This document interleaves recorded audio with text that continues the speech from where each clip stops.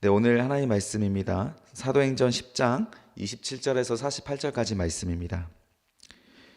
사도행전 10장 23절 하반절부터 보겠습니다. 하반절부터 마지막 절까지 제가 봉독해 드리겠습니다. 이튿날 일어나 그들과 함께 갈새 요바에서 온 어떤 형제들도 함께 가니라.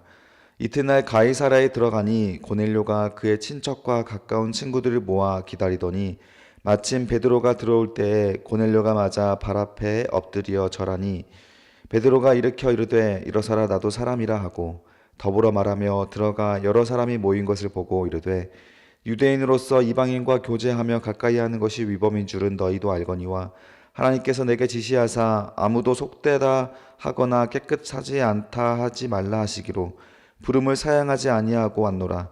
묻노니 무슨 일로 나를 불렀느냐? 고넬료가 이르되 내가 나흘 전 이맘때까지 내 집에서 제 구시 기도를 하는데 갑자기 한 사람이 빛난 옷을 입고 내 앞에 서서 말하되 고넬료야 하나님이 내 기도를 들으시고 내 구제를 기억하셨으니 그 사람을 요바에 보내 베드로라는 시몬을 청하라.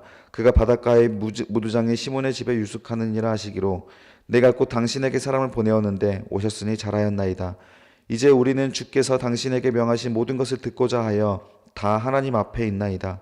베드로가 입을 열어 말하되 내가 참으로 하나님은 사람의 외모를 보지 아니하시고 각 나라 중 하나님을 경외하며 의를 행하는 사람은 다 받으시는 줄 깨달았도다. 만유의 주 되신 예수 그리스도로 말미암아 화평의 복음을 전하사 이스라엘 자손들에게 보내신 말씀 곧 요한이 그 세례를 반포한 후에 갈릴리에서 시작하여 온 유대에 두루 전파된 그것을 너희도 알거니와 하나님이 이 나사렛 예수에게 성령과 능력을 기름 붓듯 하셨음에 그가 두루 다니시며 선한 일을 행하시고 마귀에게 눌린 모든 사람을 고치셨으니 이는 하나님이 함께 하셨습니다. 우리는 유대인의 땅과 예루살렘에서 그가 행하신 모든 일의 증인이라. 그를 그들이 나무에 달아 죽였으나 하나님이 사흘 만에 다시 살리사 나타나시되 모든 백성에게 하신 것이 아니요 오직 미리 택하신 증인 곧 죽은 자 가운데서 부활하신 후 그를 모시고 음식을 먹은 우리에게 하신 것이라. 우리에게 명하사 백성에게 전도하되 하나님의 살아있는 자와 죽은 자의 재판장으로 정하신 자가 곧 이 사람인 것을 증언하게 하셨고 그에 대하여 모든 선지자도 증언하였으되 그를 믿는 사람들이 다 그의 이름을 힘입어 죄 사함을 받는다 하였느니라. 베드로가 이 말을 할 때 성령이 말씀을 듣는 모든 사람에게 내려오시니 베드로와 함께 온 할례 받은 신자들이 이방인들에게도 성령 부어 주심으로 말미암아 놀라니 이는 방언을 말하며 하나님의 높임을 들으리라. 이에 베드로가 이르되 이 사람들이 우리와 같이 성령을 받았으니 누가 능히 물로 세례 베품을 금하리요 하고 명하여 예수 그리스도의 이름으로 세례 베풀라 하니라. 그들이 베드로에게 며칠 더 머물기를 청하니라. 아멘. 네, 오늘 사도행전 10장 24절부터 48절까지 말씀으로 간절히 바랬기에 현실이 되었습니다. 간절히 바랬기에 현실이 되는 것입니다. 라는 제목으로 말씀을 함께 나누고자 합니다. 지금 이방인 고넬료를 향한 하나님의 계획을 베드로가 깨닫게 되었습니다. 그래서 베드로가 고민하지 않고 고넬료의 집으로 향하여 갔습니다. 고넬료는 기도와 구제가 남다른 사람이었습니다. 로마 군인으로서의 어떤 그 죄의 문제에 시달리고 있었던 그 고넬료였기에 날마다 하나님께 기도하고 자신이 할 수 있었던 대로 최대한 구제를 베풀어서 자신이 그 전에 저질렀던 살인에 대한 그런 죄의 노임을 좀 받고 싶었던 것 같습니다. 고넬료에게 하나님께서 그 고넬료의 간절한 마음을 보시고 그리고 비로소 베드로를 보내주시고 베드로를 통하여서 오늘 말씀과 같이 복음을 듣게 하심으로 죄사함의 자유함을 얻게 하시는 하나님의 역사의 이야기가 오늘 성경 말씀의 이야기입니다. 하나님은 우리 이번 주에 설교 나눈 것처럼 죄에 대하여 진심이십니다. 죄의 문제를 해결하는 것이 우리의 모든 문제의 근본을 해결하는 것이다. 하나님께서는 이렇게 확신하시기 때문에 우리가 마음속에 가지고 있는 모든 근심, 우리가 현실에서 가지고 있던 큰 걱정, 전부 다 죄의 문제가 걸려있는 문제다라고 하는 부분들을 하나님께서는 잘 아시기에 하나님은 그 죄의 문제를 해결하기 위하여 예수 그리스도를 보내시고 그 예수를 통하여 우리에게 하나님 나라를 허락하시는 역사를 주고 계시는 중입니다.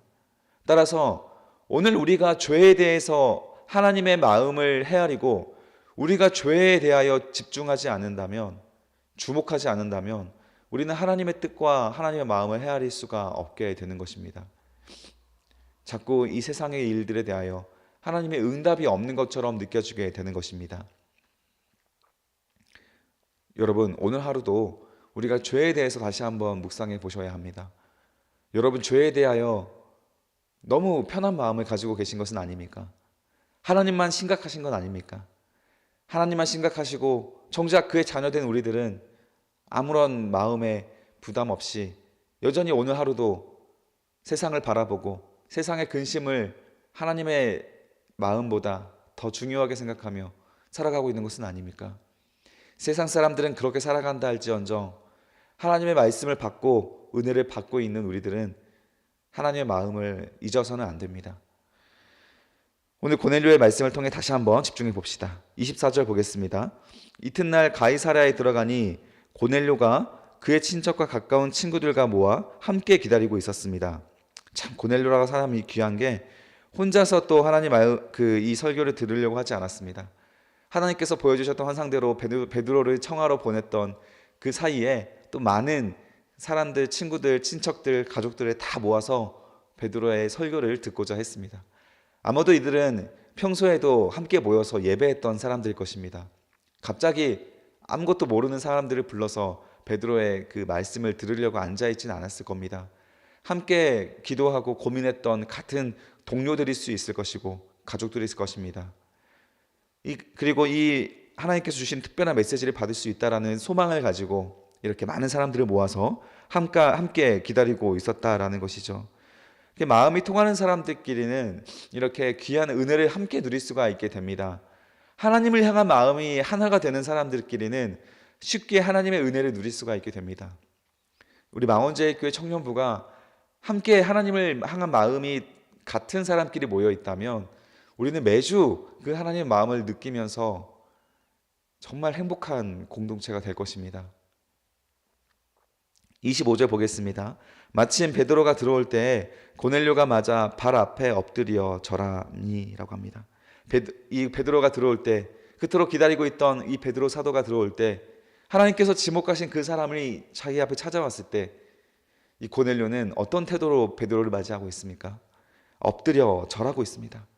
이 로마 군인들에게 엎드리는 표현은 황제에게만 하는 것입니다. 절대 권위자에게만 하는 행위입니다. 그런데 이 베드로를 보고 이 로마 백부장이 엎드려서 절하는 것이죠. 정말 간절한 소원이 있었던 로마 백부장이 예수님께 엎드렸던 것과 거의 비슷하지 않습니까? 자신의 질병을 위하여는 우리는 사실 엎드릴 수가 있습니다. 여러분들의 몸에 암이 들었다든지 심각한 문제가 생겼다면 여러분들은 하나님 앞에 엎드리게 될 것입니다.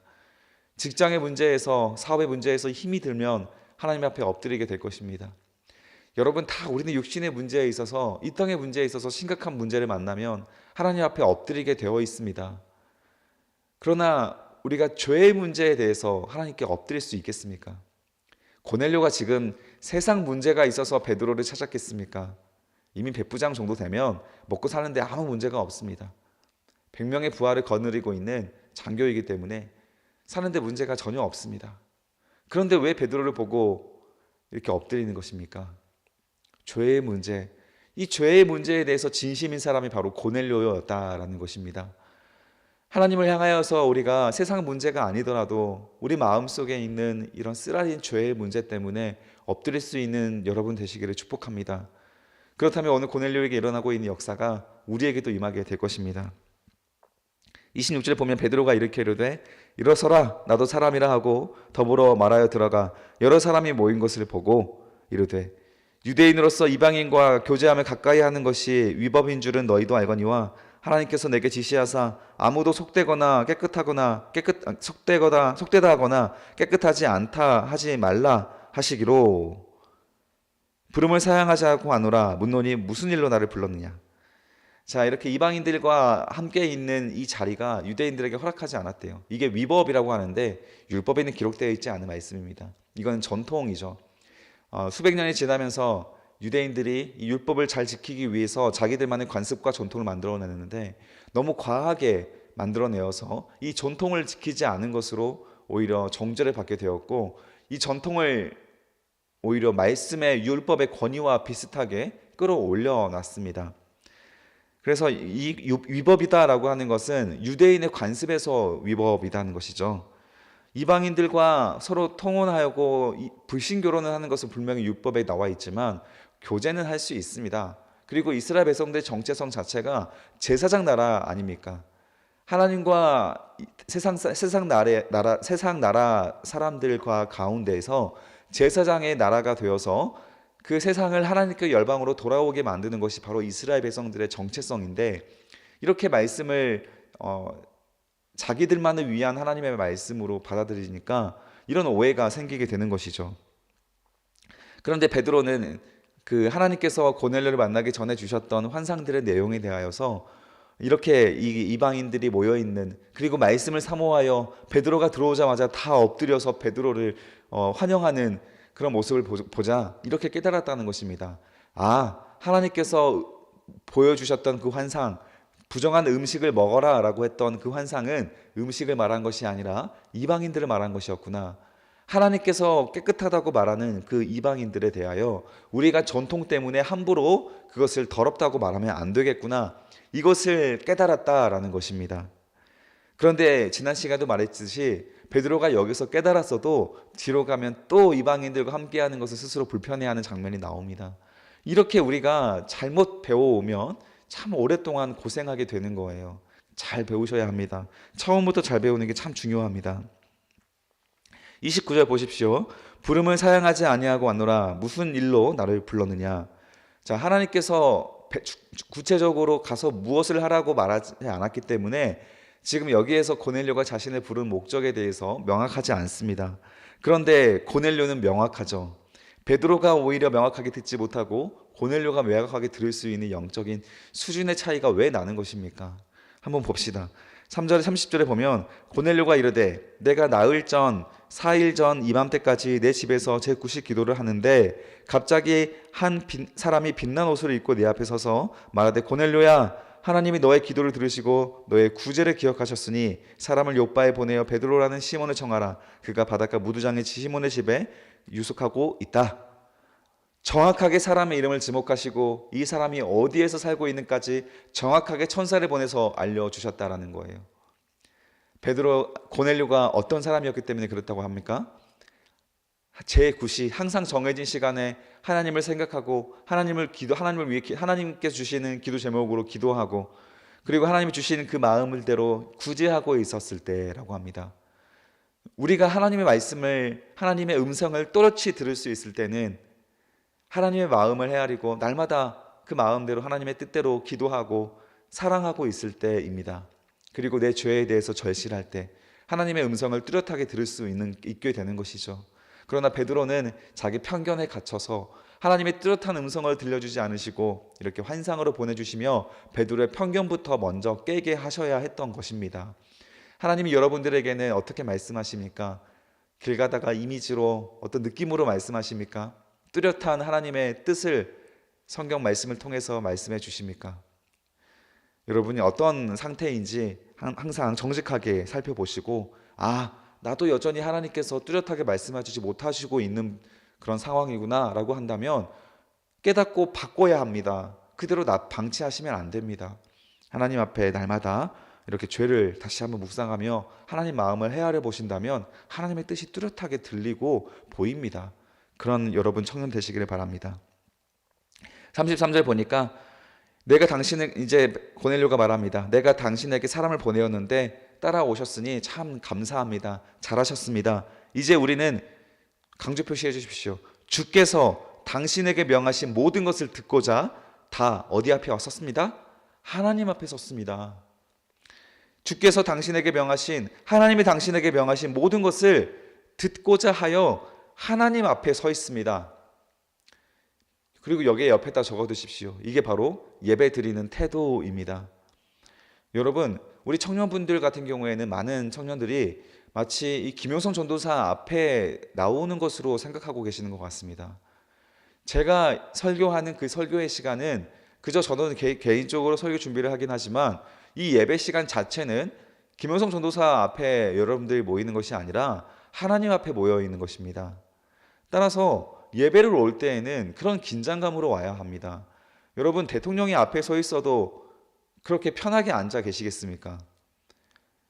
정말 유명한 사람이 온다 그러면 여러분 편하게만 앉아 있겠습니까?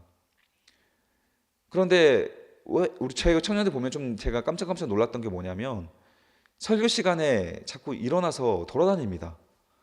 뭐 화장실에 간다든지 너무 당당하게 그렇게 하더라고요. 이게 초신자면 이해가 됩니다. 예배에 대해 잘 이해를 못하니까. 그런데 굉장히 오랫동안 교회를 다녔던 청년들도 너무 아무렇지 않게 이렇게 밖에 나갔다가 들어왔다가 하는 모습을 보면서 사실 작년부터 이걸 어떻게 언제 말해야 되나 좀 기다리고 있는 중이었지만 오늘 이렇게 또 말씀을 시작으로 이제 말씀을 드려야겠다라는 생각이 듭니다. 여러분, 말도 안 되는 행동입니다. 뮤지컬을 보러 가도 여러분 그렇게 하십니까? 영화를 보러 가도 정말 급하게 하나씩 가야 되면 정말 죄송한 마음으로 나가지 않습니까? 사람들한테 피해를 끼치면서. 근데 너무 당당하게 막 걸어 다니는 모습을 보면서 저 굉장히 당황스러웠습니다. 뭐가 안 되는 것입니까? 이 예배 앞에 우리가 어디 앞에 앉아 있는 것을 모르니까 그렇게 되는 겁니다.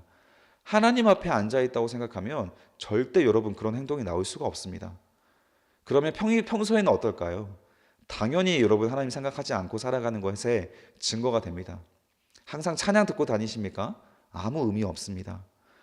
하나님 앞에 어떤 긴장감으로 살아야 될지 모르면 여러분들이 찬양을 맨날 듣고 다니든지 말씀을 아침마다 큐티를 하든지 그 하나님 앞에 우리가 예배드리는 태도가 되지 않을 때 다 자기를 위한 큐티를 하고 그냥 내 감정을 위한 찬양을 듣고 있는 겁니다.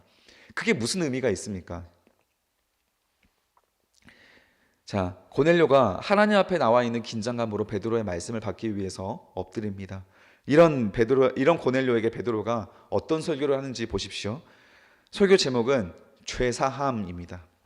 34절 보십시오. 베드로가 입을 열어 내가 참으로 하나님은 사람의 외모를 보지 아니하시고 각 나라 중 하나님을 경외하며 밑줄 그어 주십시오. 첫 번째, 하나님을 경외하며. 두 번째, 의를 행하는 사람들은 다 받으시는 줄을 깨달았다. 하나님 앞에 누가 성령을 주십니까?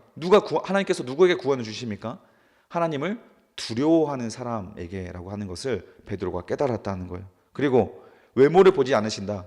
이 사람이 어떤 유대인인지 헬라인인지, 평소에 어떤 예배를 드리고 있는 사람인지, 평소에 어떤 행동을 하는 사람인지, 하나님께서는 그 사람의 신앙의 경륜을 보지 않으시고 그 사람의 하나님을 두려워하는 마음을 보신다. 누가 하나님을 두려워합니까? 죄를 지은 자가 하나님을 두려워합니다. 자, 우리가 예수로부터 죄로부터 자유함을 얻었다면 이제는 죄를 두려워하지 않아도 되지만 우리는 날마다 또 죄를 짓기 때문에 사실상 우리의 태도는 하나님을 두려워하는 태도가 맞습니다. 여러분, 죄 안 지으십니까? 저도 하루에도 정말 수십 번씩 죄를 반복하는 것 같습니다. 그때마다 우리가 느껴야 되는 것은 두려움이에요. 죄를 지었는데 왜 당당하십니까? 지난 죄를 하나님께서 용서해 주신 것에 대해서는 더 이상 괜찮습니다. 그렇게 정말 다른 사람에게 피해를 주고 상처를 주는 내용이라면 모르겠지만 은밀한 죄 같은 경우에는 하나님 앞에 진실하게 회개를 했다면 괜찮습니다. 그런데 오늘 지은 죄까지 왜 당당하십니까? 그 말이 안 되는 거 아닙니까? 과거의 죄를 용서하셨다고 우리의 미래의 죄를 용서하신 거 아니에요. 그것을 바로 구원파 이단이라고 부릅니다. 이단은 절대 회개하지 않습니다. 한번 회개했으면 미래에 지을 죄까지 다 용서해 주셨대요. 그러니 세월호 선장은 아직도 회개 안 하지 않습니까? 회개하면 지난 과거의 회개가 가짜라고 믿고 있기 때문에 그렇습니다. 우리 많은 성도들이 이 구원파 이단과 비슷한 교리를 믿고 있는 것 같아요. 그 이단입니다. 우리는 날마다 회개하고 날마다 죽어야 되는 거예요. 죽는 것이 여러분 안 두려우십니까? 우리는 날마다 죽을 정도의 두려움을 겪어야 하는 겁니다. 죄를 지을 때마다.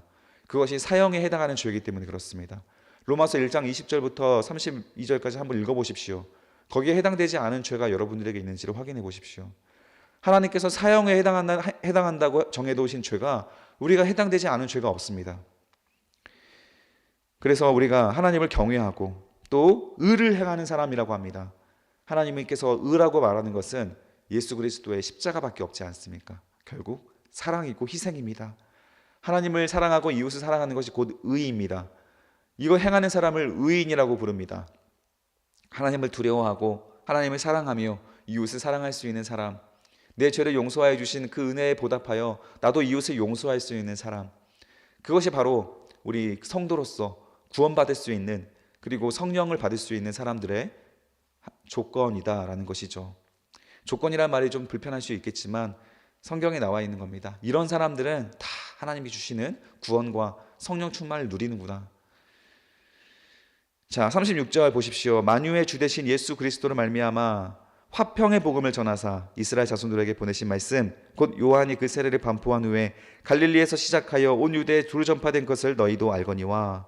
자, 이스라엘 예수 그리스도를 말미암아 하나님께서 화평의 복음을 주셨다고 합니다. 그냥 복음이 아니라 화평의 복음이래요. 예수를 통해서 하나님과 인간 사이에 다툼이 생겼습니다. 그 전에 예수께서 십자가를 지시기 전에는 하나님과 인간 사이에 다툼이 생겼어요. 왜냐하면 인간이 하나님과의 거룩함을 깨고, 거룩한 약속을 깨고 인간이 죄를 범했기 때문에 그런 겁니다. 따라서 인간이 하나님 앞에 회개하고 나아갈 때 예수 그리스도께서 하신 것은 화목제물, 어린 양으로서 우리를 위한 단 한 번의 제사를 올려드렸다라는 히브리서 말씀의 고백이 있습니다.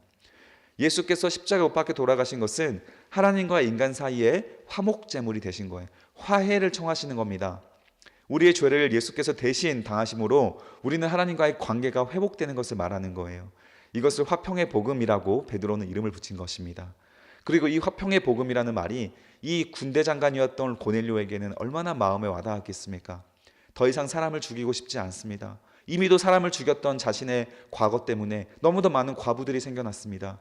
그들을 이제 보살피면서 자신의 죄를 뉘우치고 언제까지 이렇게 싸우며 죽어야, 이런 일을 반복해야 하는지, 전쟁이 반복돼야 하는지를 늘 가슴 아파하고 있었던 이 고넬료에게 화평의 복음이라는 소식을 듣고 고넬료는 마음에 큰 찔림과 눈물이 있었을 것입니다.